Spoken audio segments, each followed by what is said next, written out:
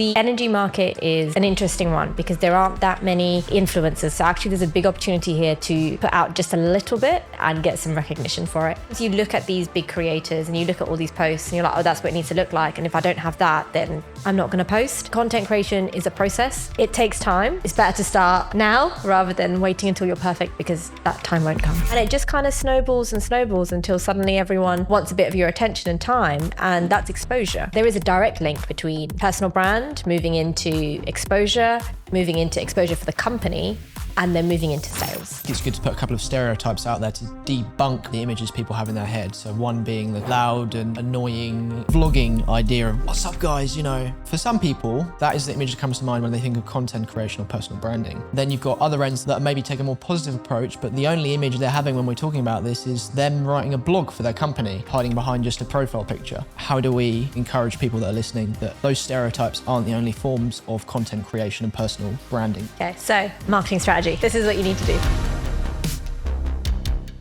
Hello and welcome back to CleanTalk, the podcast shining a light on inspiring companies bringing innovation in the world of clean technology and renewable energy. I'm Luke. I run a video agency called Harma Visuals that helps companies within the sector bring about climate transformation through data-driven storytelling. Today, I have the pleasure of speaking with Marwa Ramsi, a marketing specialist who's worked within the energy sector. Marwa, thanks so much for joining me on the show. Thank you so much for having me. Marwa, tell me a bit about what you do and your career background. Okay, so my career background's a little bit of an interesting one because I didn't start off wanting to do marketing. I went down the sort of sciencey route, lots of biology, lots of chemistry, and I did natural sciences at university. Primarily like biology, chemistry. I did a little bit of atmospheric chemistry, sort of slightly dipping my toe into the energy sector. But there came a point where it was like, I really loved the theory of science, but the work that I was doing in terms of lab work just wasn't suited to my personality type because I'm a social person. I like to get out, talk to people. So I kind of started exploring what other options I had, which then brought me on to sort of doing a business management degree and then eventually finding a job in marketing. When my first job came along, it was quite fortunate because it allowed me to combine the science background I had and sort of input the skills that I learned from that, as well as the marketing that I learned, and then pop it into the energy industry. So kind of all the combination of skills and the journey that got me there eventually turned out to be very useful, even if it wasn't a complete straight line.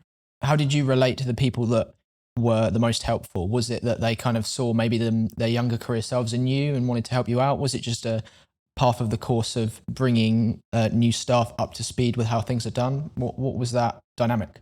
You know, I think company culture is really important. So where you have people that are in higher positions and they perhaps see someone new that comes along and asks them questions, and if you've got a culture of sharing and kindness and relatability as well, then the exchange of information goes around much more freely. So it does come from a place of seeing people as your equals no matter what position they're in, and that everyone's there to learn and to understand. And if you've got the opportunity to be able to give that information, to be encouraged to do so through management.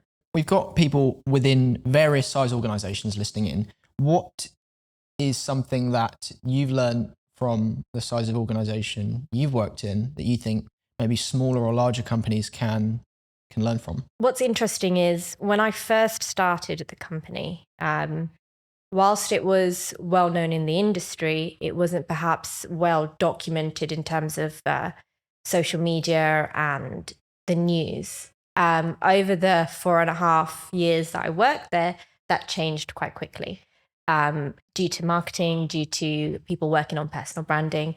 So actually, I think in terms of sort of growing a company, and also growing a positive reputation that people trust, it's really important to focus on perhaps the things that aren't intuitive to an energy expert because it'd be down the marketing realm. But there's a lot to learn from that experience in terms of growing and getting more clients. What, from your experience of having great people around you that have helped you learn, can, say, smaller companies or larger companies take and say, this is an approach that we want to use, or we want to adopt this kind of culture to make sure that our new staff are learning in an efficient way, because actually they feel a part of the community and a part of that culture? This is it's a hard question, isn't it? You can put out policies in place, right? You can put out like, this is our rules, this is our culture, this is our values, and have this document that most people won't read. Or if they do read it, it doesn't really get as ingrained. Yep. I think where the change really happens is when you see the people that perhaps have been there for a long time, or people that are in management really embodying the values and basically using themselves as an example for behavior for other people to model. By having that to start with and management making that their priority, I think over time it kind of filters down because that's the kind of expectation that they put on everybody else because they are living up to the values and the standards. I think it's definitely down to the people. Now, I'm really big on personal branding, even if it's not necessarily at a company level.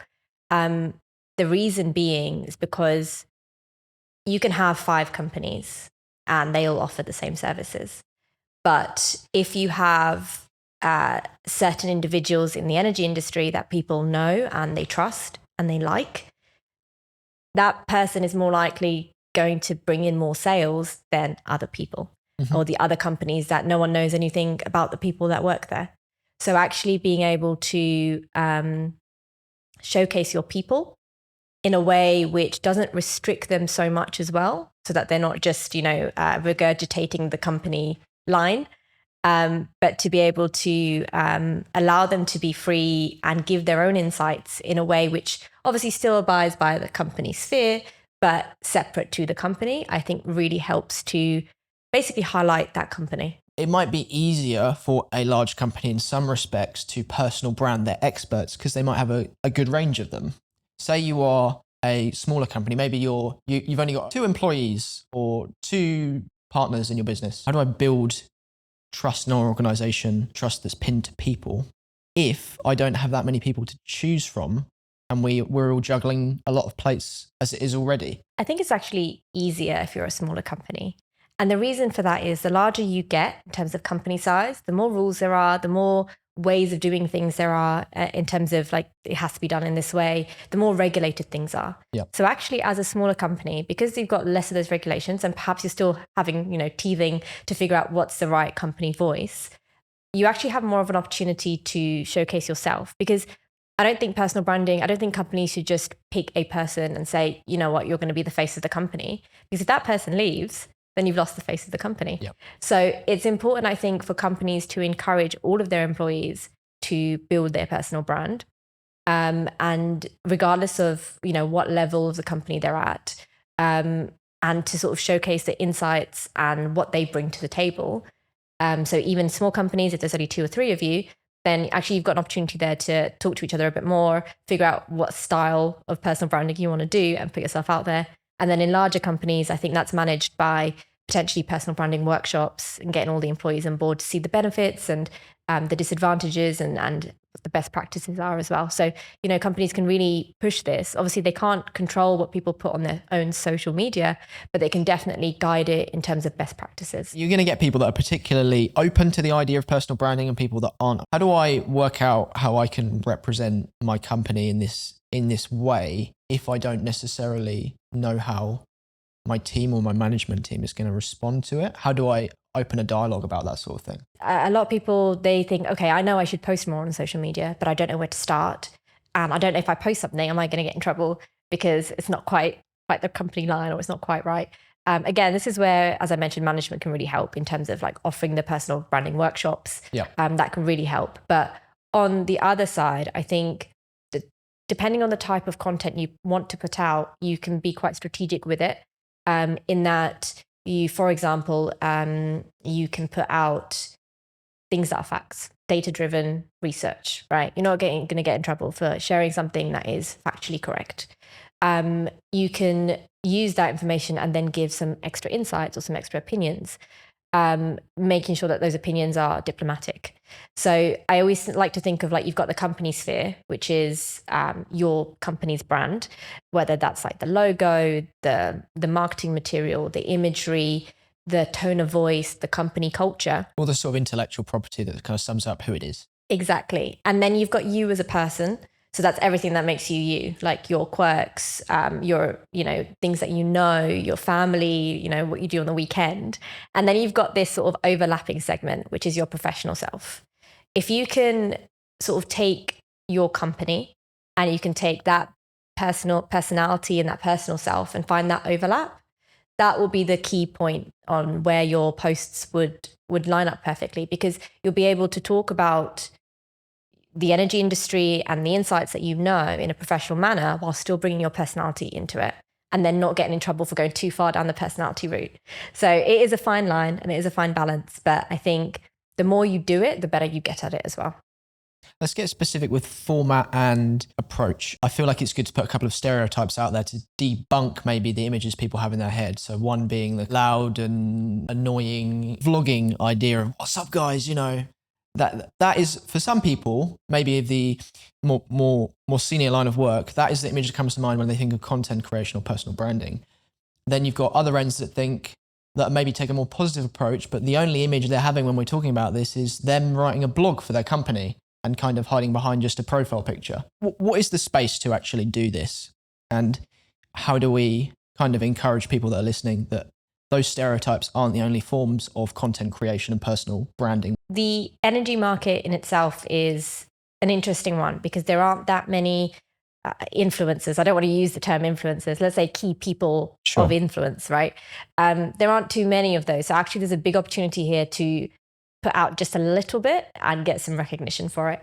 Of course, you've got those big, loud personalities that come in every industry. But I think the energy market is kind of, because it's more corporate, it is kind of slightly separated from that stereotype that you're talking about. I think a big part of it is just showing up, turning up, doing your little posts, doing things here and there, and moving away from just a blog post behind a website and getting a bit more, I guess, intellectual about it as well. So having conversations with people online. The point of personal branding is not to, just push content out and show this is my face. It's a lot of it is to be able to build trust and increase your network. So I think if we change the framing of it and go from I'm an influencer, I'm just gonna, shout at people and we change the framework to being actually this is a way that I can build trust, I can communicate with people and connect with people who have never met me, but because they see what I do and they like what I do, suddenly now they want to get to know me and work with me. Yeah. So it's changing the mindset, I think, between sometimes what we see or gets pushed out to us on the algorithm to actually what do people in the industry want to see. And if you're cringing at something, it's likely that your peers are also going to do the same. So as long as you are authentic and you're being yourself and you are, giving the information in a way that is true to you, then, people aren't going to roll their eyes at it. How do we include the process maybe of peer review in content creation to improve our process for what we create and what we put out on behalf of ourselves and behalf of our company? I think if you are an energy expert and you're putting yourself out there and forward, a good point, of course, is your marketing team, right? Because they're going to know a little bit more about content creation as a whole. So you could always check things by your marketing team and by your managers. That's always a good place to start. But also following people that are doing a lot in the industry, in the space. So whether that's on like LinkedIn or YouTube or maybe even Instagram if they are active on that.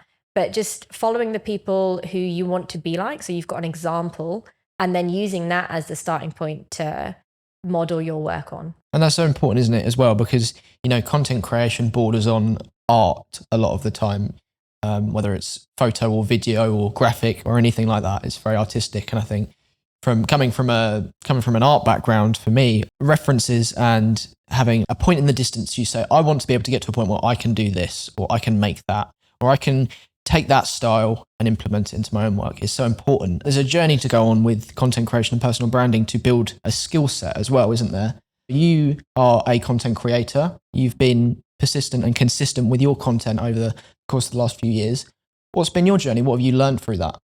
Yes, so I started off wanting to create a YouTube channel based on dance, which is a side hobby of mine. And on that, my goal was to provide value to people so they could learn faster. So the students that I have, help them to learn faster. Now, I had no idea how to talk on camera, no idea how to talk, how to edit, how to lighting. There's just so much that goes into it. And I had zero clue, but I still posted anyway. And I knew that if I just started over time, I'd get better. Yeah. I've grown that channel now, so it's doing well. But also I can see the stark difference between now and 2 years ago. It's massive. Even the process of writing, when you start, you can write something and then you do loads of edits, and then sometimes it's completely different to what you started with, right? And it's a process. So it's sometimes you look at these big creators and you look at all these posts and you're like, oh, that's what it needs to look like. And if I don't have that, then I'm not going to post. So it's important. Like for me, I started somewhere and over time I've grown. But it's only after I posted the video and I looked back at it and I was like, oh, okay, I can change this, or I can adjust this, or I can tweak this. And every time you get a little bit better, a little bit better, a little bit better, until eventually you get to somewhere that you like or you're happy with. I think content creation is a process. It's not like okay, cool, I'm perfect, I can do it, I'm going to get all my followers overnight and it's going to be great. It takes time, and it's better to start now rather than waiting until you're perfect, because that time won't come. The best time to plant a tree was 100 years ago. The second best time is now. So Marwa, how can I get started? Say I'm a solar installer. How do I get started with personal branding and content creation? Okay, so marketing strategy. This is what you need to do. So the first thing you want to do is define who you're talking to. Who do you want to attract to your profile, to your company? Who do you want to do business with? That's the first step, because that's the people that you're going to be talking directly to. The next step is, which of your qualities as a person or your personality traits are going to appeal to those people? So by defining who it is and what characteristics you already have, then you're already taking that full personality, authentic self, and just bringing it down to that professional level. So now you've got those two. The next thing you want to do is, what are their pain points? What are the things that they want to improve or get better at, or they're struggling with? And then you're going to construct all your posts based around those pain points. And then the personal touch to that is bringing your own insights and bringing your own opinions into it, and then posting it on your personal profiles, which is different to what a company profile would do. A company profile would be more about, here's our products, here's our services, here's some news on the industry, here's what so-and-so did today, Whereas this is like, oh, here's something interesting. This is what I think about it. This is how I think this is going to change. And then again, adding bits of your personality in. Like, people like humor to a certain level. So bring a little bit of humor into it, bring a little bit of your own personality. Again, those traits that those people are going to like, highlight those as well. And then that then translates into, put simply, LinkedIn posts. That's always a good place to start, because it's less intimidating. Your face is not out there yet. And you can just pop up some LinkedIn posts, which just slowly target different pain points or different areas that your audience will be interested in. And that's the important part, is the interest. Another easy way to do is, if you go anywhere or you network, is to talk about the event that you went to, and making sure that you're tagging the people that you meet. Hopefully they'll share, they'll like. So that's sort of like two examples. And then if you're taking that further and you're getting more confident and comfortable, you can start like putting your face out there a little bit more. You could take a selfie at a solar farm and say, look, I'm here today. This is what I've learned, or something interesting. It doesn't have to be complicated. Just take snippets of your day. Behind the scenes are always great, right? If it's a behind the scene, you're doing something, take a photo of it and say something about it. It doesn't have to be super complex every single time. So I think if you can range it from sort of the really hardcore energy market industry stuff to getting a little bit more personal, and here's a photo of me and my dog at X farm, then you can start developing a picture of yourself that other people can then start to trust. So to encourage members of the audience perhaps that are in the world of engineering, I feel like one thing that you can't go wrong with is just talking about what inspires you about your work. Engineers are often very technical and specific people. They love the details. I know from cameras and audio and sound design and sound engineering and that sort of thing that you often get really excited about really nerdy stuff. So I think my encouragement would be to pursue the nerdery a bit. Definitely. If you're excited about it, firstly, that shows through, and people are like, wow, they're as excited about this as I am. And secondly, like, you're not going to be the only person that's excited about it, right? There's been days, again, working at my old company, where something big has happened in the energy market, and, the hubbub in the office, like everyone's really excited. I've got no idea what's going on. I'm just like, okay, cool. That's great. Can we turn this into a post? Can we turn this into a blog? Yeah. Can we do something with this? But everyone's so excited about it. And if you can connect with those people, that's what, we talk about the term niche. Like you're getting really narrow and focused on your target audience rather than trying to appeal to everybody. And because you get so narrow and focused on that target audience, they're excited about the same things that you're excited about. So when something big happens and you are also expressing that excitement, that nerdery, as you called it, then what ends up happening is they trust you more. They're like, that person is just like me. I can relate to that person. And ultimately, that's what building a personal brand is about. It's about building that trust and relatability and showcasing who you are in a way that other people can then relate to you and be like, actually, I want to work with that person, that specific person at that company. How do you think personal branding develops the company brand? If you've got key individuals who are doing a lot within the energy space, you're going to get more attention for it. So a key example is, again, at the company I used to work for, when we first joined, we were about 50 to 100 press mentions a month. Over time, building the reputation of the company and I guess being right and accurate in our data, but also highlighting key individuals who are very happy to speak and do things like news articles and news appearances. Over time, that builds that trust. And then it kind of is a snowball effect.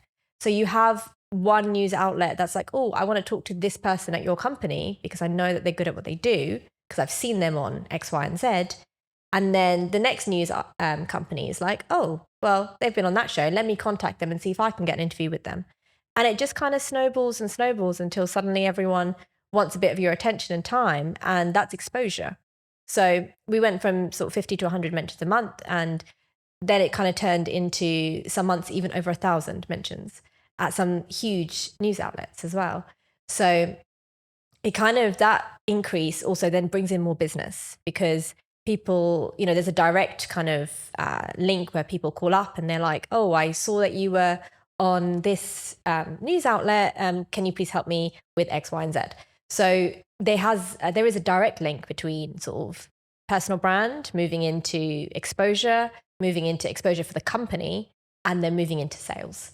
So, or sort of bid winnings or whatever it is that you're doing. So that kind of, it just, as I said, from a personal brand perspective, from an individual perspective, it builds that trust. But then it's a snowball effect. And then it kind of, as with most things, even like, social media followers, you kind of flatline, then suddenly there's an exponential growth, as with most things. So behind every overnight success is 7 years of hard work. Exactly. So if you start your personal brand, that kind of very quickly then translates to the company because people will associate you with that company. So the company will get more exposure too. You mentioned about your previous company reaching at times 1,000 mentions in the month. What does this actually look like, and how can other companies, how can they identify metrics that are important to them, and how do they know which are going to be good to focus on and actually generate results? This is a good question because there's obviously lots of metrics that you can follow. There is, of course, like the standard marketing funnel where it's like, you've got your awareness at the top. So then it kind of relates to like traffic and people coming in, social media followers. But really, I think what companies ultimately care about is client relationships and moving sort of sales forward. So that's ultimately the goal of most companies, right? Most businesses. So really trying to track that back and look at the customer journey. So, okay, you've made a sale, but how has that customer actually come to that point? Well, at some point they had to have found out about you. So quite often people will look at things like website visits or certain pages. If you've got pages for the products, website visits for that, or perhaps just inbound calls. So if you're putting yourself out there and you're doing a lot of marketing, people come to you as opposed to you trying to find people, right? Ideally, you'd have two-way street. You'd have a great sales team that goes out to people, but you also have people naturally come to you because your marketing is so good. So and your personal branding and the experts are great.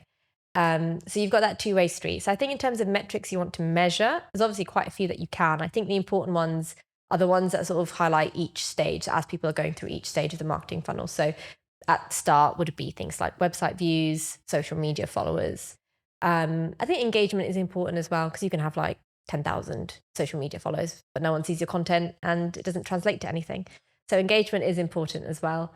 And then moving along that sort of calls, sales calls and stuff, and then moving into the sales themselves. The person who is growing interest in the company is going to end up with a sales rep at the end of the day. They're not going to end up with that, to use the word again, influencer. Is that a bad thing? I think it depends on your processes, right? In an ideal world, that person of influence will be with them for the journey. That's the ideal world, right? So they've put themselves out there, this energy expert, they've showcased how great they are, they've built that trust, they've built a great reputation, and now people want to work directly with that person. Yes, that's it. Yeah. So, and then you've got each part of the sales journey. Ideally, even if you're talking to a sales expert, you have that expert who's on call, available on the call as well, or available to speak to them if they wanted more energy insights, as it were. And I'd assume, obviously, that the sales rep would not be delivering the product in the future. It would be the expert. So yes, there might be a small moment in time where the salesperson will take over completely, but I don't think that should be completely isolated from the energy expert either. So if the person did want to have them on the call, I think that's also absolutely fine and actually a benefit. Because as you say, people want to work with the person that they've built the trust with. But also don't forget the power of association as well, because you could have the energy expert who they trust and they really like their personality, they get on well with, but they associate that person with this company. So they automatically have a positive view of this company. As long as they didn't, come across anyone they didn't like along the way, but they've got a positive association anyway. So regardless of who they work with, as long as everyone was embodying the company values and the things that make them great, the customer should have a positive experience. Do you think there will be companies listening that will be scared that if they empower their energy experts too much, they give them too much freedom to then pursue their brand in the context of freelance work? Do you think the idea of well-anchored personal branding threatens a company's security at all? That's going to be a common fear, right? If I give my employees all of this thing to make themselves great and stand out on their own without us, they're just going to leave. But companies need to remember that people leave anyway. People come and go from jobs all the time. But if someone leaves and they've got really good taste in their mouth of you as a company, and you've helped them build their personal brand, you've encouraged them to get to where they are, they're always going to talk nicely about you, which is always a good start, because then that's again leading to your positive reputation. But also it kind of carves the way for new people to come in to be like, actually, I want to work for this company because they really help their employees. They really help them to progress. They really help them to get out there. And actually all these big names are coming out of these few companies. I want to be part of that company. So yes, you are potentially creating lots of freelancers who want to go do their own thing. But it's not necessarily a bad thing, because you've got a really positive reputation. And then you're going to have loads of people that are really keen to work with you, because it's not just, okay, salary and, a good job, but you've actually got company reputation and the potential to improve your own reputation and expertise. It's not going to be a bad thing. How much do I give away for free? People like Gary Vee are always championing the idea of giving stuff away for free. In the corporate world, the reality is you can't give everything away for free. Where's the line? So this is something I think marketing teams battle with a lot, because they want to give away more for free. And then sort of the experts and the sales guys are kind of trying to pull that back a little bit. So it is a constant battle between what you can give away and what you can't. I think a way that companies can do this is, you've obviously got, let's say 100% is the product that you're giving away. If you're only giving away 10% of it, people are still going to want to pay for the other 90%. Yep. I think it was Alex Hormozy who said something along the lines of, if what you give away is good and it's free, people will think, oh, wow, that was so good, it was free. Imagine how good the paid stuff's going to be. Exactly. So, and that's why you shouldn't give everything away. You should always keep some stuff, but still give good things and good quality value away for free.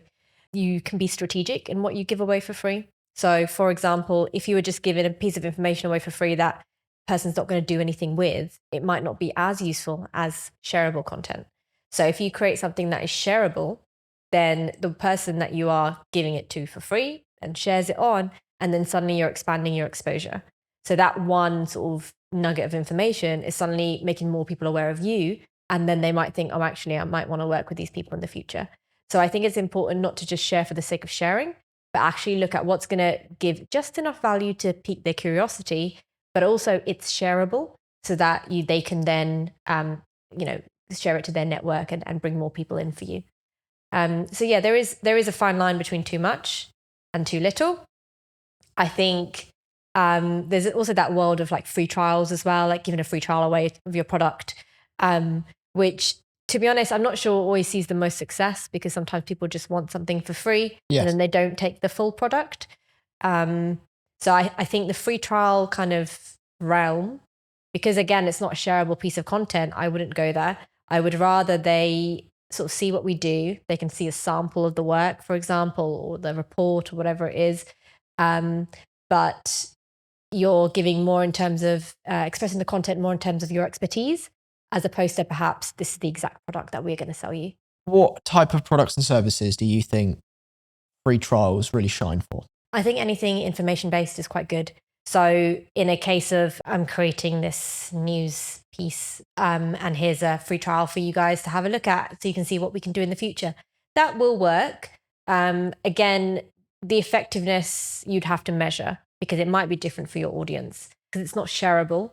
You're going to lose that the opportunity to reach more people, because you are just doing a one-to-one process, basically. Licensing sort of thing, isn't it? Yeah, so it's kind of like this one. So actually, if you've got a really good sales team, if you've got a good sales team that has a very strict process and can really nurture a customer, if they can take them from free trial to a sale, and that process is defined, then it will work. I think where that process isn't defined and it's like, here's a free trial, let us know if you want more, you're expecting the customer to come to you. So I think, yes, the marketing works to a certain extent, and the sales team really have to shine and take over in order for that to translate into a sale.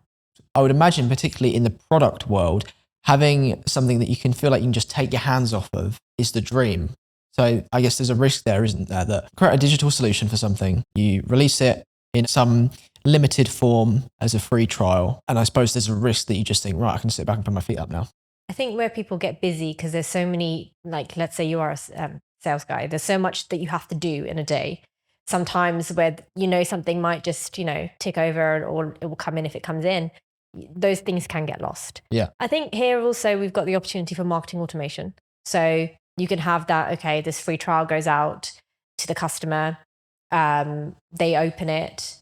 They get another email automated, which says, I've seen you've opened the free trial. Like, how did you find it? Stuff like that. So you could have a journey in place which kind of cuts out some of the admin work. Yeah. But ultimately is down to the sales team or whoever it is that's dealing with the customer to ensure that process all the way through. Because if you don't do that, then the free trial is useless, because there's not many people that will receive something and then take it upon themselves, because they're busy as well, and then take it upon themselves to go and seek out that solution, unless they were completely blown away by it. We've weaved around, talked about lots of different things, from personal branding to content creation, practical steps on it, and how different industries from product to service can take different approaches to their marketing. How would you summarize what the advantages and disadvantages are of personal branding for energy experts, and what are the next steps for people that want to take that journey? Ultimately, marketing is about exposure. It's about putting yourself out there in a way that makes people want to work with you. So I think advantages, of course, are the exposure. From exposure, you get trust. From trust, you get more sales, and then you get a better business, and it cycles round, because then you've got the testimonials that then feed into the exposure again. So you've got this cycle. And again, I talked about that snowball effect, which is super useful for just expanding your reach as a whole and letting people know what you do. So the advantage basically is, if people don't know what you do, you're never going to get any sales. But if they do know who you are, what you do and how you operate, and they like it, it's much easier to close the deals. So that's the main advantage. Obviously, on an individual level, you're positioning yourself as an expert. You get more opportunities given to you in terms of media appearances, or going to events and conferences. So there's more opportunities that are given to you as an individual, and again, that benefits the company as well. So those are the main advantages. Disadvantages, I think we spoke about. Sometimes it's hard to start. It is really hard to start. And when you start, it's also hard to be consistent. And that fine line between, am I being too personal here, or is this in line with my company? That can also be difficult to navigate. So there will be teething issues, I think, when people start and they're trying to get the hang of it. But I think over time, it's definitely going to be a benefit for the individual and the company. Excellent. What are the next steps? Next steps, I would say, if you're a big company, look into getting some personal branding workshops for your employees. Get them on the same page, let them understand the benefits of it, how it benefits them, and how they can do things within the company guidelines and branding, sort of best practices. And then if you're a smaller company, you can just start posting and just start on LinkedIn. Just start on LinkedIn, pick an article, something in the energy industry that you like, and comment on it. And just start there. Build your network slowly by also commenting on other people's posts. And it's that reciprocity, isn't it? Engaging in a conversation and not just talking into the abyss, but asking actually. Yeah, I think don't forget that commenting is content, right? Commenting is content. Commenting is content. Okay. So if someone has posted something and you leave a very valuable piece of content or comment in response to what they've done, one, you're continuing that conversation. So they're grateful for it because they're not just talking into an abyss. So you're building that relationship there. And then anyone else that sees that as well, they say, wow, this person actually, one, is active on LinkedIn, so I know how to reach them. And two, they know what they're talking about, or they've made a comment on something else. So you've got to see that anytime you put something out online, that is a reflection of you. So always make sure that you are representing yourself how you want to be seen in the professional world. Marwa, thank you so much for joining me on today's episode. It's been really interesting to get the insight of someone who's both strategic on the marketing front, but also clued up and well educated on and well experienced in content creation as well. It's really encouraging to see somebody who understands both worlds and can reconcile them well. So thanks so much. Thanks so much for watching, and we will see you in the next episode.